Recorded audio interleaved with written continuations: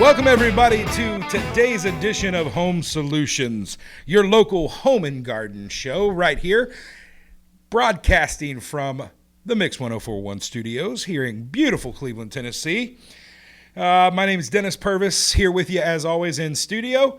No matter how you're listening today, we hope you're having a great day. Maybe you're running around here enjoying some thunderstorms this beautiful Saturday. Maybe you're enjoying that it's finally got some warmer weather here. Or maybe you're just trying to dry out from all the wet weather we had this week. Whether you're listening on Mix 1041 or 1013 The Buzz, maybe you're on the Mix 1041 app, or you're streaming online. And for all those watching us right now on Facebook, hi, everybody. Thank you for tuning in. We appreciate it. We try to get you as much information as we can as homeowners, as what you can do to look for folks that are here local to help you with all of your home and garden needs. Today, because of the weather changing, we're going to jump right in. It's that time, folks. All this rain, guess what's going to happen next week? You're going to realize, oh, my Lord, I need to mow my grass if you haven't already. And with that comes all the machines that we use for that. So today I've got Lewis Stout from Stout Racing and Small Engine Repair right here in Cleveland, Tennessee, back with us to talk about what we need to do to get ready for spring. Lewis, how you doing today, brother? Fine, sir. Glad to be here. I'm glad you're here too. So let's jump right in. Just tell everybody a little bit about where you are, what your shop does, what you guys specialize in, and kind of how you got into this business. Well, some guys got me into go-karting years ago and then started fooling with the small engines, chainsaws, weed eaters, lawnmowers, push mowers, generators, whatever, and the business just kind of grew from there. I'm at 190 Starlet Circle, Northeast Cleveland, Tennessee, back behind Calfee's, just off of 64. But we work on about any little small engine you have. And you guys, how long you guys been in business there? Started in 1992. Oh, you're almost on 30 years. Yeah, long time. That's crazy. And you don't look a day over 31. How'd you pull that off? I'm 29 and holy. I got you. If the business is older than you and you started the business, though, you're going to have to go to 30 at some point, you realize. Or you're going to have to change your story, one or the other. Oh, okay. And I can tell you, personally and professionally, we've used Stout Racing so many times. I have a lawnmower that I bought a riding lawnmower on the cheap from a buddy who couldn't figure out how to fix it, and a couple $100 later, I got a nice, the loudest and fastest lawnmower in my neighborhood. I will tell somebody, I will race anybody. My wife and I fight over who gets to cut the grass now. But Lewis took care of us. And then even with our hand tools, some of you've got, I can tell you, you think about small engine stuff for those of you out there that have, compression tools, any pneumatic tools. We've had some that have jammed. Having somebody that knows how to get in there and get those little bitty springs and sets and screws and where to get them it has been super helpful for us at Pro 93. So, Lewis, it's that time of year. You're going to start bringing the machines out of the garage, out of the shed, pull off the tarp. What's the first thing somebody needs to do right now, whether it's a push mower or a rider? What do they need to do before they mow their grass? They need to dump the fuel. Even though they may have put stable in it, the fuel still goes bad. I would dump the fuel, put fresh fuel in it, try to drain it out of the carburetor if possible to start it on as fresh a fuel as you can get. And I remember you going back to that when you were here last time in the fall when we talked about winterizing. I learned something that I had never thought about, but even people are going to say, well, it was just 3 or 4 months ago I put that gas in there. But you made the point that gas today ain't like the gas 20, 30 years ago. Explain that, why it's so important. Well, years ago we used to have lead in the gas, which lead was an additive that was a lubricant that lubricated all the top end of the engine, the valve guides, valves, all that. When they took the lead out, there was no more lubricant. Well, they used to have benzene in the fuel, and benzene was a preservative, just like preservatives for our food. Now they've taken the benzene out, so the fuel won't last. Even if it's 100% gasoline, it just won't last. The fuel will go bad in a couple of months. You can use Stable. Stable is a good product. I I've used it in the past, but I would still dump that fuel, put fresh fuel in it, and start afresh with it. If it's set there all winter long, it's a possibility that the fuel has gone bad. You'll never get it started because the carburetor is going to have to be taken off. It's going to have to be cleaned and fresh fuel put in it. And that goes for, you think, that doesn't mean drain it out of your rider and put gas from the gas can that's been sitting there all winter. Yeah, true. So, folks, find a nice, discreet place, get rid of your gas, and go get some fresh. That's your first tip. So they've changed their gas. They've got it ready. What's the next thing they need to do if they're out there before that first mow? They need to take their air filter off. If they do their own maintenance, you need to change the oil. Of course, check your blades, sharpen your blades, check your belts. We do a full service on the lawnmowers, doing all that, changing oil, spark plugs, air filter, fuel filter, checking all the belts and greasing it and sharpening the blades or replacing them. But your air filter is very important because if your air filter gets stopped up, it's going to make it draw more fuel, which will foul your plug faster, plus it'll make it use more fuel than it normally would. So at least take it off, look at it, and maybe try to blow it out, any dust or dirt. So I know everybody's mowers are different, especially with the new technology and everything may be I won't pin you down on a price, but what's a ballpark for a service like that, the tune up, blade sharpening, check the belts? What's an inspection like that cost to somebody right now on a rider and a push mower? On a typical push mower, sharpening the blade, changing oil, changing spark plug, cleaning out the air filter, it runs about $50. And then on a mower, it just depends on if it's single cylinder. It starts at like 65 and goes up. And then, of course, if you're having to replace belts and blades and all that, that's over and above the service. And you guys are certified mechanics and then actually dealers for certain different engines. We're certified Briggs and Honda, Lifan, Champion. We can service all those. We can get parts for the Kohlers. I have a large stock of vintage Briggs and Tecumseh parts. Yeah. So just about anything we can service.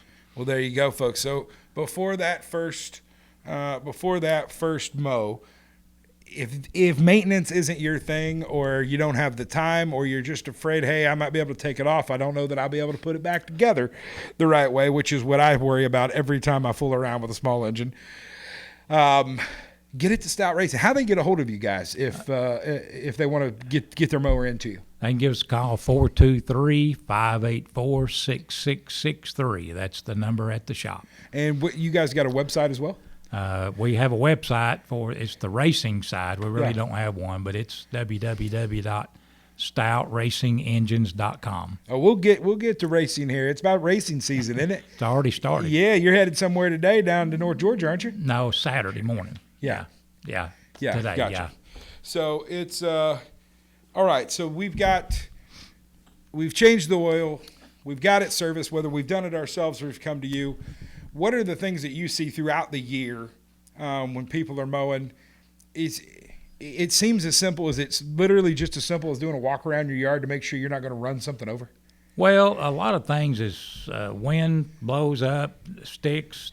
You don't think to pick them up, and you can be driving around, and your tire will throw a stick in and get stuck in your deck, and it can break a belt, or it can lock it up and burn a belt up. So, need to kind of go around, pick up any rocks that might have been uncovered by the rain, all this rain we've had. Pick those up, and any sticks and stuff like that, because that can do damage. Yeah, and it's, I'm going to be honest here. I see a stick, I think, oh, I got this big riding mower, I'm going to make mulch out of that. But I'm assuming that's probably not great for my blade, is it? It's not good for the blade either, no. How important is it to get your blade sharpened?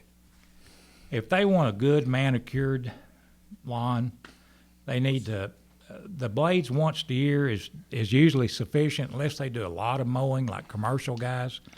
Most of them will have spare blades, and they'll change blades once a month and then sharpen those and have them ready, because they want a good people want a good, clean-looking manicured lawn, but a sharp blade is the only way it'll do that.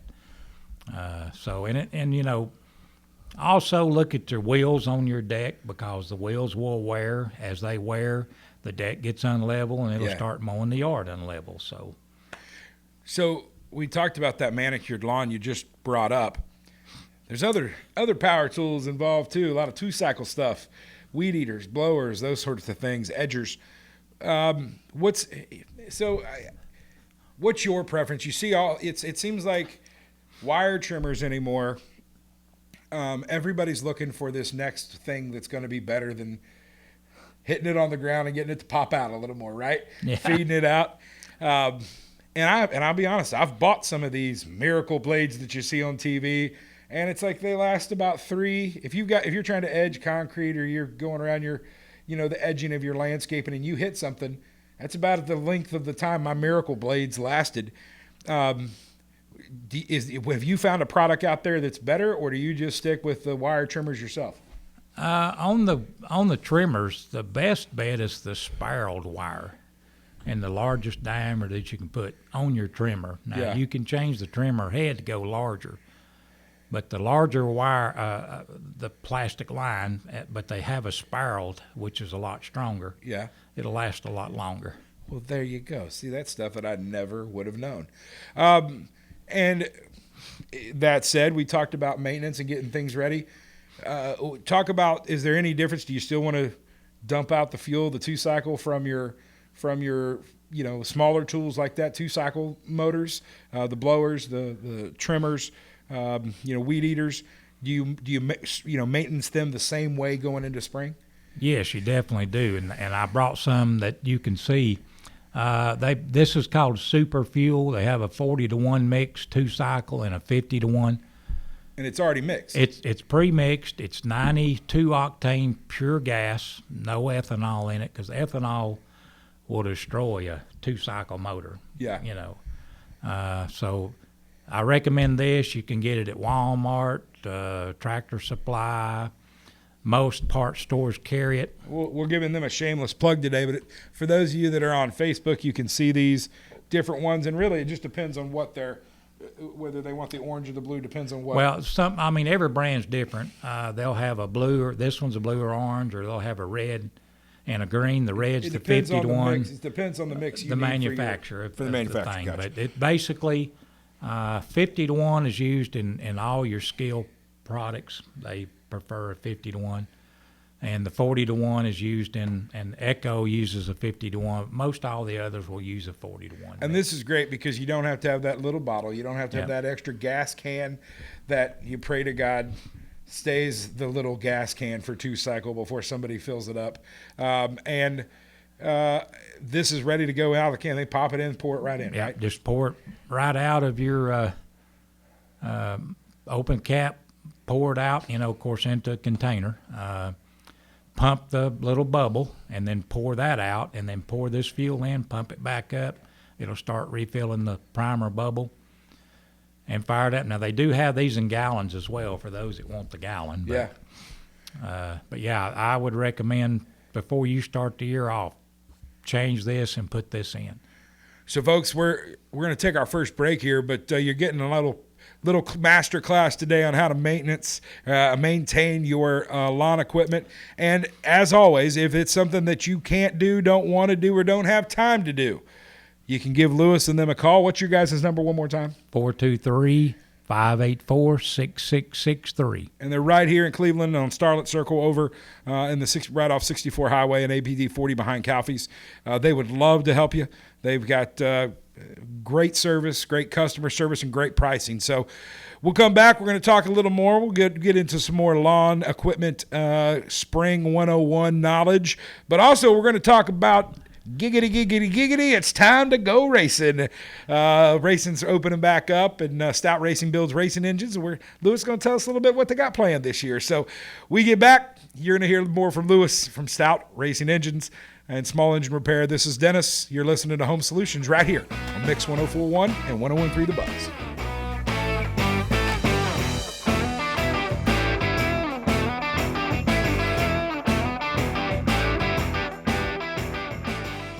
Are you tired of going to YouTube or Google for answers to your home improvement questions? Maybe you have more projects than you have time. No matter where you are in the process, Pro 93 Home Solutions is ready to serve you. Pro 93 is a local, veteran-owned company offering residential and commercial remodeling, cleaning, and security. Contact us today at 458-4135 or online at pro93homesolutions.com. Let the pros at Pro 93 find the solution for your home or business. That's 458-4135.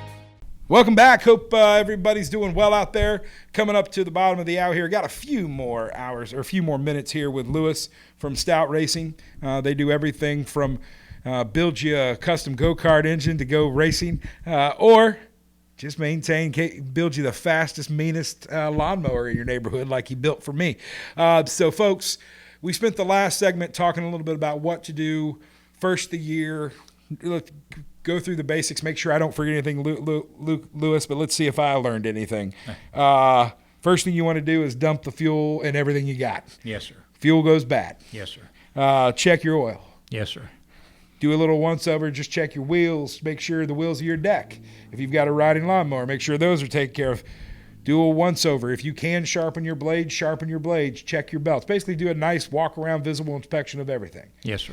Spark plugs, good idea to change. How often should you change those? I would change them every year because a lawnmower, you're basically running it wide open and it's got a hard pull on it mowing or whatever you're doing. So spark plugs, $2 or $3, very inexpensive to keep the engine running at its peak performance. And listen, folks, you can spend a little bit of money now and do all this, or get stuck and have to have one in the shop in the middle of summer and have your neighbors hate you because you have the 2-foot tall grass in town. I'm not saying that because I've ever had that happen, because I have. But here's the thing. If that's not your thing, you don't enjoy doing maintenance, you're not able to do the maintenance, or maybe you just don't have time with work, kids, family, everything, give Lewis and them a call at Stout Racing.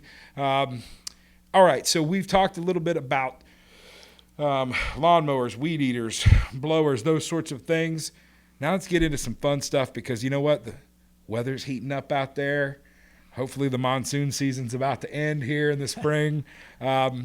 One of the things you guys do that makes your shop a little different is you guys build, sponsor, and have a racing team for go-kart racing, correct? Yes, sir. All right, so talk to everybody a little bit about if somebody's brand new to karting, but they love racing, but maybe they've never seen a kart race. What drew you to it years ago? I actually used to run stock cars down at Cleveland Speedway, which is not here anymore. There we go. And I got out of the stock car business, and a buddy of mine, John Passavant and Gerald Williams, called me up and said, hey, didn't you used to run stock cars? And I said, yeah. And he said, well, we're having handling problems on our go-kart. Can you come help? So I went and got hooked. And you've been there ever since. Been doing it ever since. And now Stout Racing's got a team. You guys have, I know Travis was in here with us at the late last year.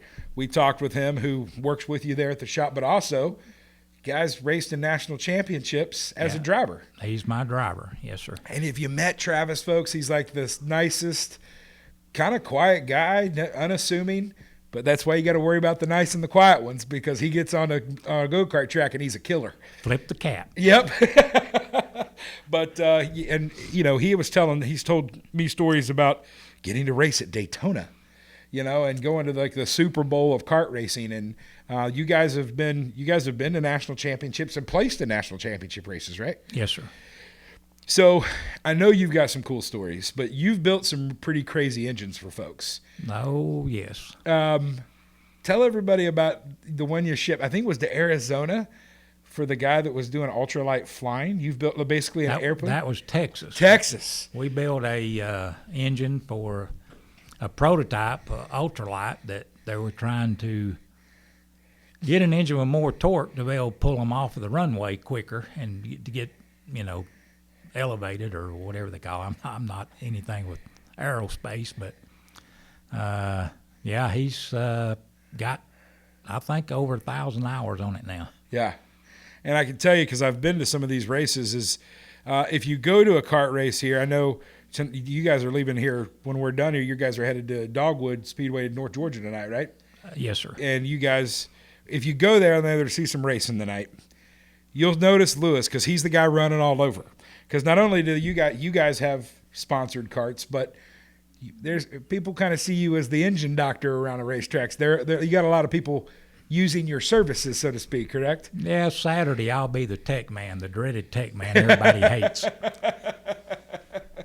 So if you got nothing to do tonight, head on down Dogwood Speedway in North Georgia, just outside of Chatsworth, right? It's down 225, which is Spring Place Road. It's just past the North Georgia Speedway for the big cars on the left-hand side of the road. You'll pass the entrance there on the right, and the next left is Dogwood Speedway. And, folks, it's an experience. It's fun. First time I was asked to go, I said, no. I've been to Pigeon Forge, and I've seen go-karts. I'm cool. I've driven them. And they were like, no, you haven't seen this. And I go down there, and it was absolutely, you could see why people get it. Same way. It's the same attitude I had when I went to my first NASCAR race. Like, how exciting can this be? And then they say, gentlemen, start their engines, and the ground beneath you starts to rumble. And then you start seeing people going 190 miles an hour on a curve on a turn, and you realize, okay, yeah, I can see why people like this. And what's the top speed for some of the karts, like in where Travis races? In the stock class, you're looking about 62 to 68 on a quarter-mile oval. Crazy. Dirt oval. The limited modified and the open boys go anywhere from 90 to 110. Holy cow. They'll turn that quarter-mile track in 10.5 seconds. So if you're out there and you're thinking, man, I'd love to get involved with this, or I want to get my kids involved, because kids of all ages drive these things, right? It's a family sport. Yeah. Kids can start on the dirt side of racing at 7. Yeah. On asphalt, they can start at 5. Yeah. But they're all in. The kids have to run restrictor plate engines, so there's different plates for the different ages before they move up into the adult classes. But it's a whole family-oriented sport. The whole family, the grandfathers, the grandmothers, the mothers, the dads, brothers. There's girls race. Yeah, absolutely. At least a third amount of girls racing now than there was. So. And I can tell you, if you're out there looking and thinking, okay, this is something I'd like to maybe learn more about, and just didn't know where to go, you got an expert right here in Cleveland. If you're listening to this, and even if you're watching it on Facebook, I know you've got customers. Technically, you just had a gentleman in from Ireland that you're going to be building tools for, and maybe possibly we're doing some rollouts in Australia. So no matter where you're watching or you're hearing, you can give Lewis a call at Stout Racing, and they'll be able to help you out. If you maybe you want to get something into it, you've got a youngster that's excited and has a little passion. You're trying to figure out where to go, what to do. You guys build karts as well, correct? Yes, sir. We do a complete race-ready package if that's what they want. Give us a call and come by and talk to us. We can show you the go-karts and explain they're very safe. We stress safety in these things. But come over by and talk to us. I mean, we're there to help you in this, to help the whole family. Yeah. So, all right. So racing's going crazy. I know you've got a big trade show you do every year up in the Pigeon Forge, Sevierville area. You have, a website where you sell tools, plates, all kinds of tech tools. You've also been asked to help write rules for different karting organizations. Sanctioning bodies. You've had you like you're going to have today at Dogwood, you'll be the tech guy. It's is it still as fun for you as it was? I'm still in it. Yeah. I enjoy every day, every race I go to. I enjoy just being able to go help people. People come ask me about things, and it's all about helping each other and striving, for that. So when people are, and so again, if you're looking for any kart related, small engine repair, whatever it is, and we've talked a lot about yard maintenance. We've talked about the karting side of what you guys do, but you guys, especially with the storms we had this past week, you guys also do work on generators, correct? Generators, yes, sir. We had quite a few here lately because people are trying to get them up because the storm's coming. But we are a service for the Champion and the generators. So we can, and Honda, we can do service work on Hondas. So is it the same kind of an idea? Because for the most part, generators are one of those things that you don't think about till you need it. And you want it to be ready to go. So do you keep gas in it, or do you wait and fill it up when you need it? It's best to keep gas in it because having the fuel in it, the tank won't rust inside. Rust is your enemy. So it's best to keep it full. You can put the stable. What I recommend for people is if you put it up once a month, crank it up, let it run. Let it sit there and run, open the fuel valve, and then shut your fuel valve and let it run until it runs out. And that gets the fuel out of the carburetor, out of the lines. You still have fuel in the tank, but refill it back up with fresh fuel. Yeah. Keep it full, and it won't rust in your tank, and that won't cause you problems down the road. And and again, we're not trying to sponsor or besmirch any other company, but in your experience, I know a lot of people, especially after what happened last Easter with the storms and the tornadoes that moved through here, people are looking for generators, especially when it starts getting thunderstorm season again. In your mind, what's a good size for a home to have to be able to run the refrigerator? What kind of size do they need? And and I don't want to put you on too much of a spot, but what if you had to pick a couple brands that are reliable and that work well? What would you buy? The Champion generators are reliable. The Storm generators, which is the live fan, of course, the Honda is the top of the line. Yeah. As far as to say the recommended size, that's hard to say because square footage of a house, makes a difference as far as lighting. Well, what's a if say we just we realize we may not be able to power my whole house, but I want to be able to maybe run the stove, the microwave, and the refrigerator, keep the freezer running. What's a good base size that'll keep those kind of items going for you? If you're wanting about a 7,500 watt continuous, there's a difference between your startup, the 8,200, let's say, generator on startup. But once it starts up and then it starts running all the appliances, that's your load. So if you're going to try to run freezers, refrigerators, microwaves, and even occasional stove, and a few lights, what you may want to do is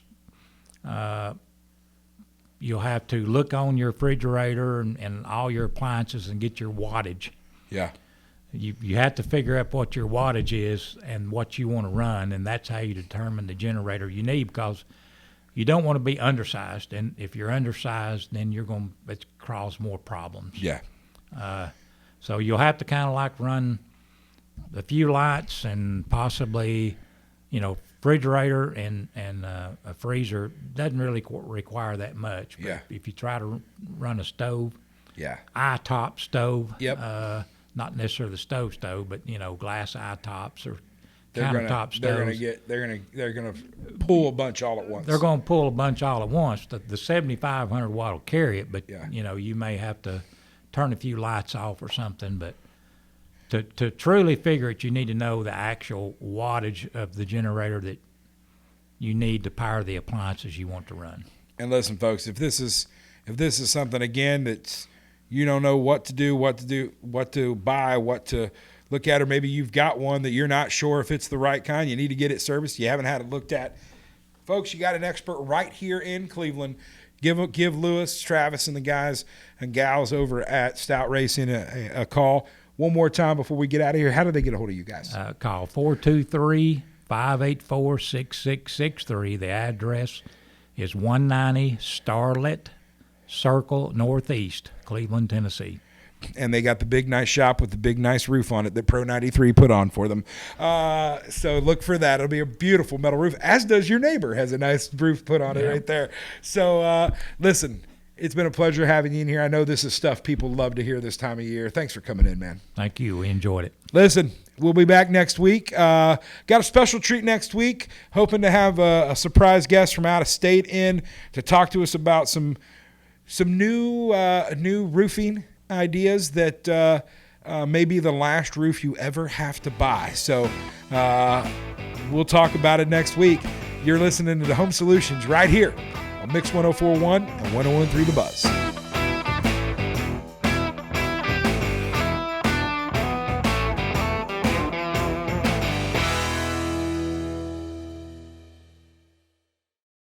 Are you tired of going to YouTube or Google for answers to your home improvement questions? Maybe you have more projects than you have time. No matter where you are in the process, Pro 93 Home Solutions is ready to serve you. Pro 93 is a local, veteran-owned company offering residential and commercial remodeling, cleaning, and security. Contact us today at 458-4135 or online at pro93homesolutions.com. Let the pros at Pro 93 find the solution for your home or business. That's 458-4135.